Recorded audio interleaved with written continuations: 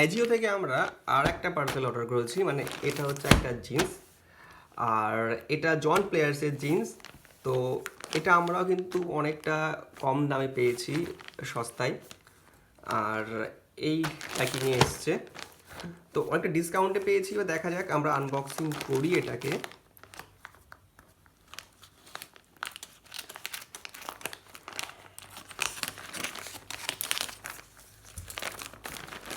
এই হলো জিন্স। আচ্ছা, জন প্লেয়ার্সের যথেষ্ট অভিজ্ঞতা আমার আছে, হয়তো আপনাদেরও আছে। আচ্ছা, এর এমআরপি লেখা আছে 1599, এটা একটু 30 আমার সাইজের, এখানে ট্যাগ লাগানো আছে 30, কিন্তু এটার দাম নিয়েছে কিন্তু 400, অনলি 400। এই হলো প্যান্টের পুরো এটা, এখানে একটু, এই হলো প্যান্ট। আর